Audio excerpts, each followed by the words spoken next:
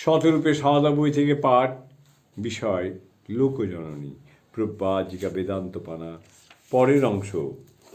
Miss Josephine MacLeod ছিলেন new York সমাজের এক প্রতিপত্তি সম্পন্না মহিলা এবং স্বামীজির সঙ্গে তাঁর নিবিড় বন্ধুত্ব গড়ে ওঠে।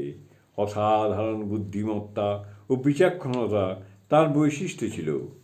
তিনিও যে প্রথম সাক্ষাতেই শ্রীমাকে জগন্মাতা রূপে অনুভব করেন, ভগিনী নিবেদিতার পত্রই তা প্রমাণ। তুমি একে সারদা দেবীকে মা বলে ডাকতে শিখিয়েছ।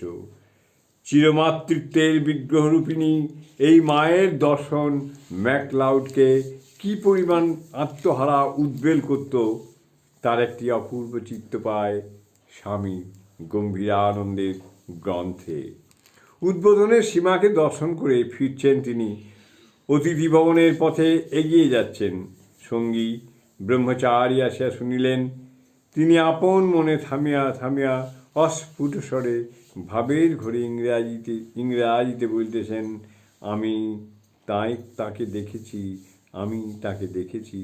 অকস্মাৎ ব্রহ্মচারীকে নিকট পায়া তিনি তাহার কানের কাছে মুখ আনিয়ে বললেন, পবিত্রতা স্বরূপিণী মা, আমি তাকে দেখেছি। 200 গজ পথ তিনি ভাবেই উল্লাসেই চলিলেন। কোথায় পা পড়িতেছে হুঁশ নাই। আর মাঝে মাঝে মা শব্দ উচ্চারণ করিয়া 2-1টি স্বগতোক্তি করিতেছেন। জয় মা।